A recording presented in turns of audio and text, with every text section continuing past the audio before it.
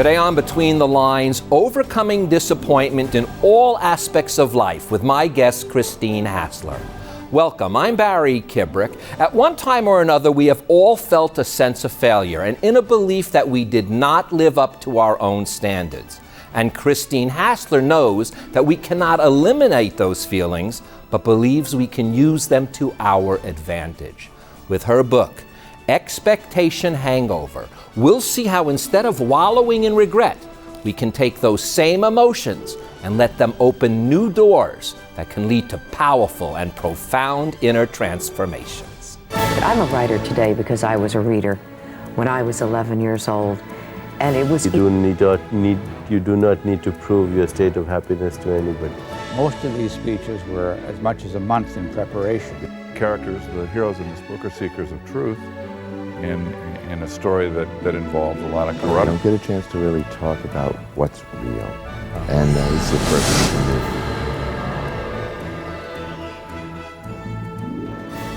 do. Christine, it has been, as you said, I couldn't believe it when we talked on the phone, 10 years since you've been here. Crazy how time goes by so quickly. Well, welcome back to the show. It's so good to have you. Oh, it's great to be here. Listen, I'm going to start with these words. We suffer when our reality does not match the expectations we are so attached to. That is the essence of this book, and yet we cover it, and you in particular go through it in so many ways that it really sheds light on that key problem of suffering that so many of us, if not all of us, in fact, I'll go further, all of us at one point, if not at many points, do. Yeah. Well, suffering is part of the human experience. And one of the things I've noticed in the personal transformation industry, that it's all about being happy and being fulfilled. And it's almost like we've shamed suffering. And I wanted to bring light to it because in the human experience, we learn through contrast. I know light because I know dark. I know joy because I know sadness. And so suffering is indeed part of the human experience. It's how we learn, but we don't want to feel like we're trapped in it. And one of the reasons I wrote this book is to give people a way out of the suffering so they can learn from it and leverage it rather than feel like they're a prisoner of it. I'm going to take it even further. Yeah. You literally say your disappointment may be the best thing that ever happened to you. Yeah. So that's a very different, in fact, it's the opposite of saying get rid of it. It is saying use it. Use it. Go right into your disappointment, because when we try to go around it or we numb it through TV or alcohol or overworking or relationship or whatever it is, we miss out on the opportunity. And disappointment is a doorway for transformation. It's what wakes us up. You know, as a coach, people don't come to me and they don't call me and say, hey, Christine, everything in my life is awesome. I just like it to be a little better. You know, they come to me because they've had an expectation hangover. They're disappointed. And in that disappointment, it's like we kind of loosen our grip on life. And there's this window where we're willing to do things differently. We're willing to heal. We're willing to change. And it takes disappointment to sort of get through our stubborn walls. You make, though, an awareness that I have yet to see made in any of these types of books, and I think it is so important. Because even originally, I would say oftentimes, but isn't my expectation supposed to be my motivator? So yet, even though we know we have disappointments and we may have desires, let's go deep into that difference of why an expectation is not really a motivator. Right. Well, one of the definitions of expectation is eager anticipation for something to happen. And the thing about expectation is that they come with attachment to something out there fulfilling us. And so our motivation becomes very extrinsic. So we sort of give away our happiness, our fulfillment to something outside of us, some future thing. Now that doesn't mean we just sit around and we don't have goals, we don't have ambitions, we don't have desires. But when we're not looking for something outside of us to fulfill us in the form of expectation, then we can become inspired. And we're driven more and motivated more by our values, more by our vision, rather than something someday in the future. And we can also have more happiness and more acceptance in the now. See that, and that is, though, that's the hard part, though. That's right. What the book is about, is how do you let that go? Right. Well, you know, I say in the book, if I told you that you're never going to have an expectation again in your life, I'd be setting you up for an expectation hangover, right? So I offer you instead the secret sauce of pursuing goals while avoiding an expectation hangover, which is to go for things with high involvement and intention. Really go for the things that you desire in your life, but with low attachment, meaning you don't make your emotional well-being, your okayness, your value dependent on the result. So we become so invested in the outcome that we miss out on the process. We miss out on the experience. I think our society especially, we're so addicted to the future. And you say that what it causes us to do is get in our own way. Totally We've got to move out of our way because that expectation, which we thought might be motivating us, is really blocking us from drawing towards us the, like you said, the value-based reasons why we're desiring what we desire. Exactly. And we're co-creators, and when we have tunnel vision and we're only focused on what we want and what we think we can control, we often block opportunities, other people, situations that could come into our life that could be even better than what we expected. See, I always think our expectations are kind of minimize our experience. We set the bar low when we only think life can go according to our expectations. The universe has the opportunity to provide something way, way better than we even expected, but we've got to let go of our attachment to it to make room for that. See, that I think, when you phrase that and I was able to let that sink in, it really, even just in the moment, made a difference. Yeah, I'm glad. No, it really does, because you don't, expectations, they are so rooted within us, but yet when you realize that they could be limiting, at first I used to think of them as too grandiose. Right. And that's a mistake, the way you have it here. Right. They're limiting and they limit us. And the other thing that I think having expectations does is it reinforces the illusion of control. And I say in the book, I think control is a master addiction. We all are addicted to control because we don't like uncertainty, we don't like the unknown, we want to feel like we can control things. And we also don't like living out of our comfort zone. We like to stay in our comfort zone, yet we want things to be different or better, but we're often not willing to get out of our comfort zone. Well, you also give us this advice that I think is, it must be followed.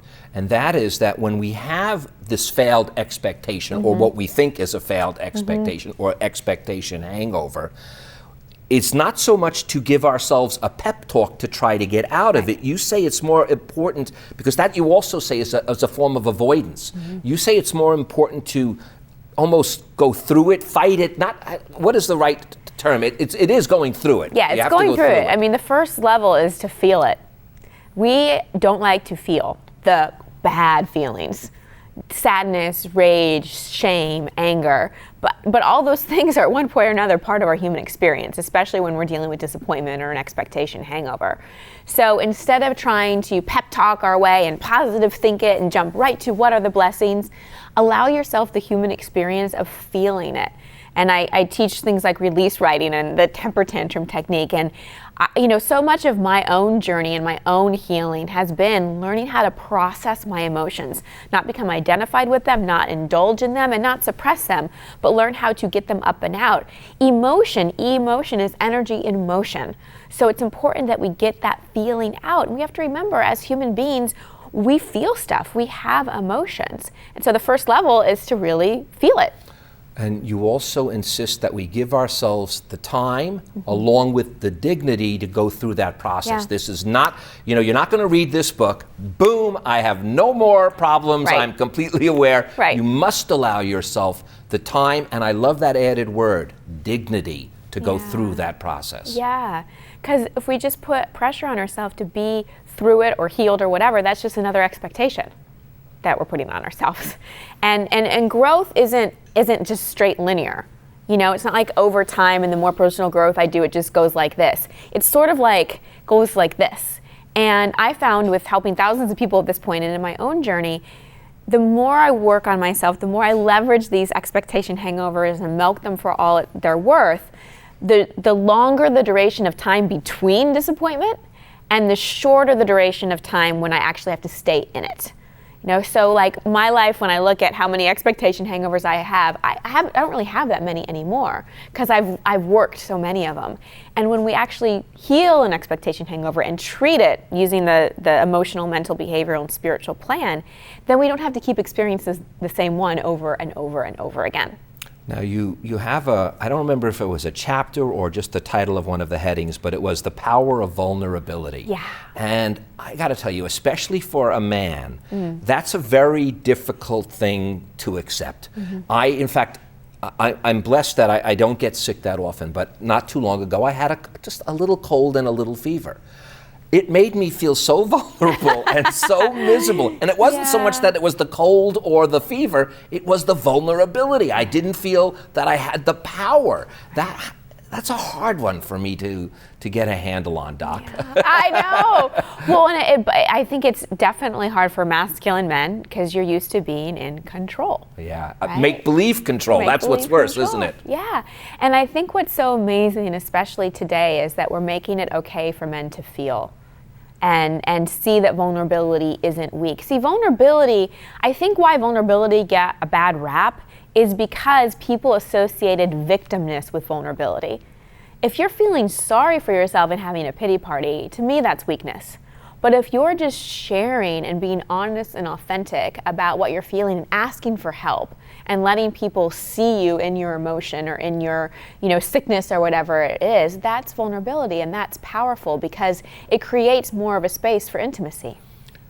You have a little phrase, you say regret is the cousin of guilt, and it's regrets and guilt that I find cause that spiral once you're in that expectation hangover. If you could almost stop hating yourself for having the expectation hangover in the first place, or whatever you think you failed at, if you can just stop it at that point, you can almost recover. But what happens is you then add the regret, you then add the shame, you then add the blame, you then add the guilt. It almost creates this vicious cycle. It's very hard to get out of it. Oh, it is. And it just reinforces the not so great relationship most people have with themselves.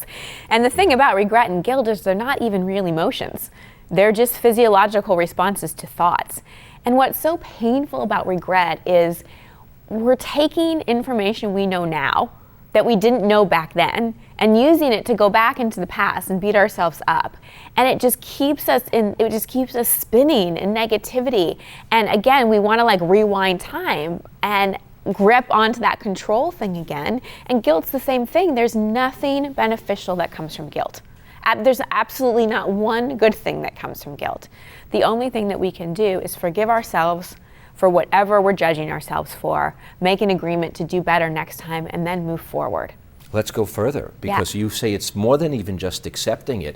It's going to open up a new door. See, if you pay close attention to those failed feelings or real failures, how you wish to look at it, because as we just said, feeling or reality could almost be the same. It doesn't matter. But that's the key right there. You have to get going on it. I hate to say it, you can't hang on to that stuff. Yes, and you have to get going on the whole processing it part. For anyone that's watching, it's really think about what your coping mechanisms are. I mean, we all have our coping mechanisms for avoiding pain or avoiding feelings. I mentioned some before: TV, alcohol, food, numbing out, working, getting overinvested in someone else. And whatever your normal coping strategies, numbing strategies are, be mindful of when you're slipping into them. Because when you're doing that, again, you're missing that doorway, you're missing that opportunity to really deal with your disappointment. And I know, here's the thing, when I've been on book tour for this book, it's just been funny because I'm the queen of disappointment, wow, that's a great title. I wrote a book on disappointment. Everybody wants to read a book on that. But it's been so gratifying because in a way it's bringing light to something people avoid.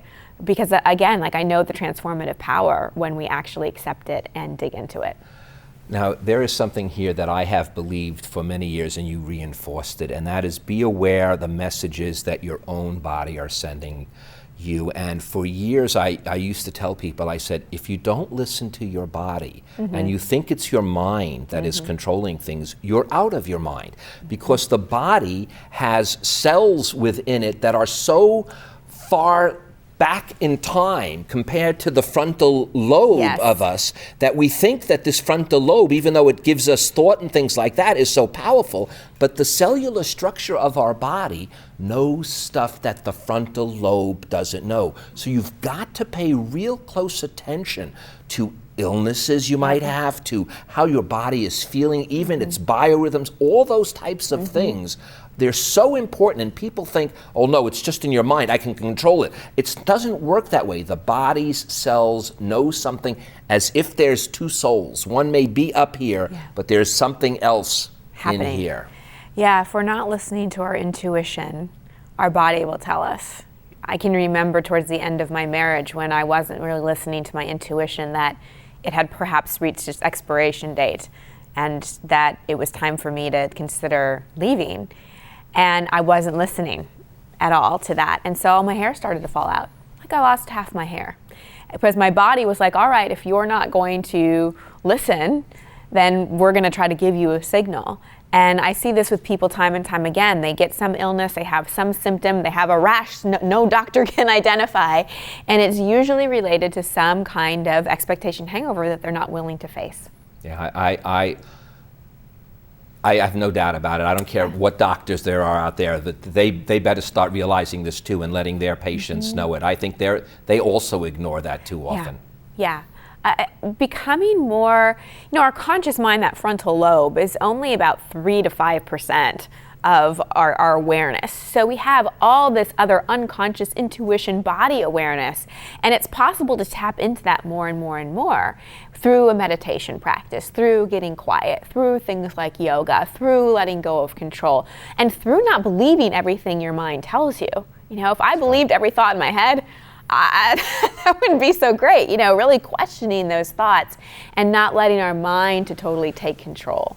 Now, I love this transformational truth. This is something that as kids was every time we played ball, we had a thing called the Larry. Now, what the Larry was a do-over. And what you say is the transformational truth is we get do-overs. Yes. And we do. Even if it's a little cheating in golf when you kick the ball or whatnot. But the reality is, in life, we do get do-overs. Yep. If we've had severe expectation hangovers, that doesn't mean that they're going to remain with us for the next 30, 40, 10, 5 years. Right. It means we get a chance to see it start over. Exactly. And we get a chance to really put to practice what we learned.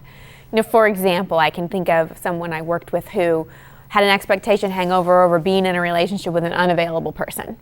And she worked through the book and she worked her process and she thought she cured the expectation hangover. And then boom, another unavailable man comes into her life. And she says, wait, I thought I healed this. Why am I attracting this again? I'm like, no, this is your do-over. This is your chance to say no from the beginning. Because there's all the awareness is only the first step, right? We become aware of these things. We learn about our expectation hangovers. We heal them. But then to really put where the rubber meets the road is when we put them into practice. That's how the learning integrates. When a situation comes along and we make a different choice and we break patterns and we start new habits. Christine, I'm going to give out your website. I know you like to you're really into the social media, so let's I'm getting better. We'll explore it right here. It's an easy one. It's your name. It's www.christinehassler.com. We'll leave it up there for a second. Here's the thing, though, that I think is so important about this and where you're taking us. It's managing your expectations because you can't get rid of them. Yeah. That's the one thing we have to state here. No matter what's going on, no matter how much we grow, like you said, the best we can hope for is that those hangovers are just now this part of our life and not this part of our life. So don't think you're going to get rid of them. Just learn to manage them. Right. And once you realize that you're capable of managing your disappointment and not crashing and burning when something goes not according to your plan, you'll have more faith and trust in yourself. And I think that's the biggest thing that I wish for people is to really trust themselves and trust that everything is happening for you in your life, not necessarily to you. even if you can't see the reasons, you can't see the forest through the trees at this point, if you liberate yourself from that victim mentality and you become a seeker, it changes everything. That's the ultimate game changer. And a warning that must come with it. Yeah. Every leap of faith comes with a free fall period. Yeah. And you've got to expect it. And I say more than expect it. You've got to enjoy it. Because if you don't enjoy that free fall, you're going to be living most of your life with an expectation hangover, because everything we do is virtually a leap of faith. We don't realize it so much, but my gosh, you cross that street, you're taking a leap of faith. You get in your car, you're taking a leap of faith. But we must allow ourselves to feel the freedom of falling. And that's a hard one too. Oh, it's so hard, because again, we're addicted to control and certainty, and the only thing certain is uncertainty. And so the more, and high achievers, high intelligent people, this is almost the hardest for them, is letting go of the plan, letting go of the need to know, and allowing yourself to be in that unknown without, because the problem is when we're in that free fall, we often grip onto things too quickly that aren't necessarily in alignment, because we want some certainty rather than waiting and just allowing ourselves to be in the unknown for a while and working on ourselves and learning, and then something more aligned can come along. But if you try to grab on because you don't like that free fall, you can grab onto the wrong thing. I also, sort of a theme even throughout many of my shows, and you bring it out here, and I like the way you do it, because you say the same thing I tell my viewers often, and that is, we know forgiveness is a part of it, but it's always ourselves that we have the most trouble forgiving. I can quickly forgive the guy next door or this for any thing he's done or she's done, but forgive myself, it's where, and by the way, as the blessings of getting older, one learns to do that quicker and quicker, but that a lot of people get hung up on. Oh yeah, back to, I just think we're so hard on ourselves. And I often think, if we treated our friends the way we treated ourselves, would we have any? And having compassion for ourselves and letting ourselves off the hook for something is liberating. And the more we can forgive ourselves and accept ourselves, the more we can actually show up to love other people, to serve other people. There is really nothing advantageous about being hard on ourselves. There's not a lot of good that can come from us. Now, I'm not saying we inflate our ego and think we're like the most amazing person in the world, but forgiving ourselves, knowing that we did the best we could. Just like we tell a child, you didn't do anything wrong, it's okay. You did the best you could. There's so much freedom that comes with that. And I know for me, that's been a huge part of my journey, is forgiving myself for some of the things I judge myself so harshly for. And that makes so much room for so much more inspiration. Well, you know what it also makes room for, and and you bring it out here, is gratefulness. Yes. And you actually use the term gorge yourself on gratitude, because that's when you're able to escape all of your hangovers, when you can just for 1 second, and again, I want to say expectation hangovers. This has nothing to do with getting too drunk on a Friday night. Is that you can focus on what you really do have. And I don't know why, for some reason, and like you said, maybe it's just that control thing, but it's so much easier to focus on what you don't have, what you want, and what you think you need, than be grateful for all the things you really do have if you look at it carefully. Yeah, and then what we focus on expands. So do I want to focus on everything that I believe is lacking in my life and have more lack? Or do I want to focus on all the amazing things, even my expectation hangovers, because of the gifts they've given me for healing and growth? And as the more I focus on that, the more my gratitude expands, and the more I'm attracting things that are in alignment with gratitude rather than lack. And when we do that, the less we compare ourselves to others, which is also, I think, at least for me personally, it's always been a problem. Look at this guy, he's only 25 and he's already did this. Or look at that gal, she's 31. And look at me, I'm still, that's one of the things that gratitude allows you to do too. You could even be grateful for that guy who's 25. Right. If you can get that far in your consciousness, you've come a long way. Yeah, the cool thing about comparison too, Barry, is, you've probably heard the phrase, you spot it, you got it. And maybe, you know, we've heard about projection, and if someone's triggering us or upsetting us, it's really reflecting to us something in ourselves that we don't like. But it works the same with all the things we compare ourselves to. So anything that we compare ourselves to, like that person's more successful or more beautiful or whatever, it's like we're not owning that inside ourselves. We're not owning our own success. We're not owning our own beauty.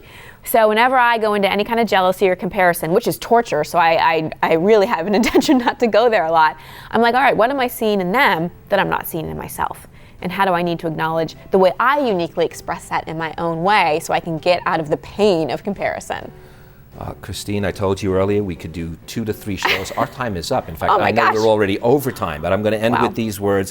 When you know who you are inspired to act from that place. Thank you, Christine, so much for helping us get a little more of a glimpse of who at least we should be if we not are. Thank you. Oh, it's my pleasure, and thank you guys for joining us.